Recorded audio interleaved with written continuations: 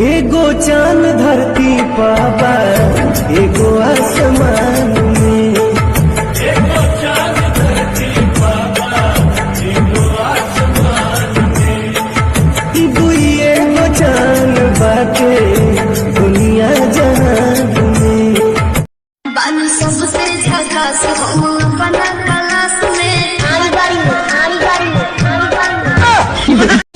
जब चले डगर हमर लचक कमर कैसा आगे पीछे डोले सबके धड़क के जिगर हे जब जब पुरवैया हो मन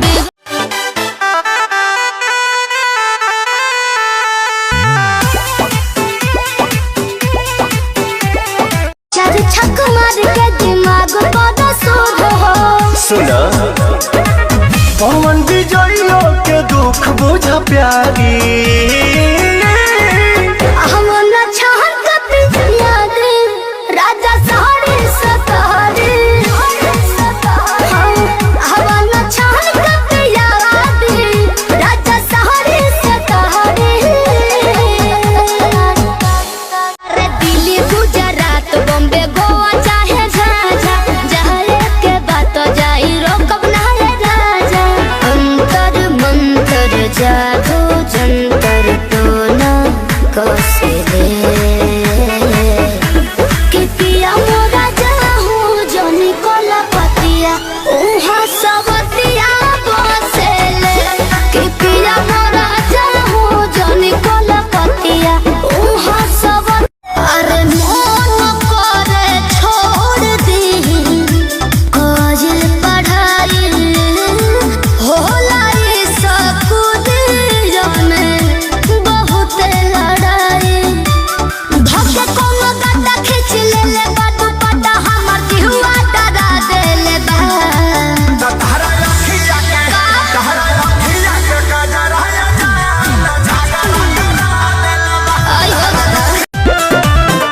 आज मानव नाराउर का हल्का जीजा सूट पहन के तैयार बनी ललका जीजा। अच्छा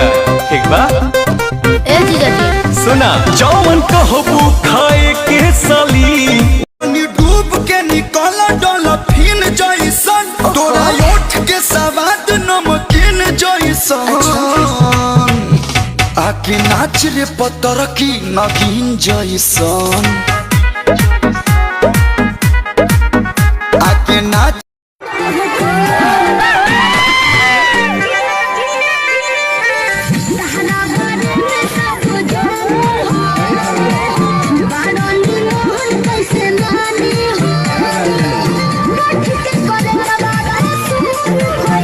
रख ले बारे उरिया पूरा हिला के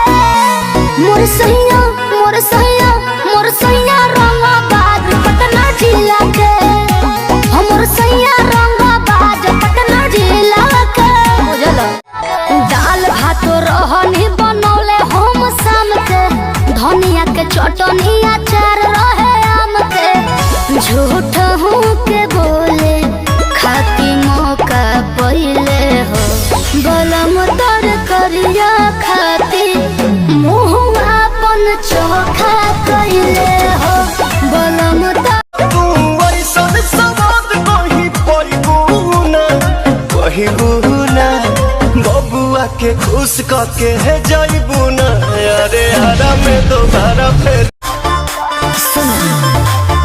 अरे पढ़ के नाराज ले तू धइल न करिया हम बने गोर मर्द मिलहता करिया उतटी कट काटेला ये स्टेशन में हमारे टिकट का टिका सारा तो कही दे रहलू रिलेशन में तो चली जाइए सारो डिप्रेशन में लगी सारा दहे जया परेशन तहरा दिहल जखम गजल बन गए ठोकर के लागल हमर दुनिया बदल गई। तो ही हमर बाबू तो ही हमर सोना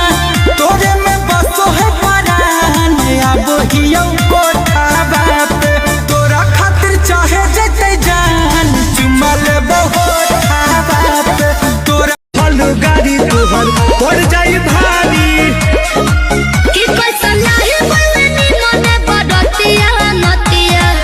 अखिया महारता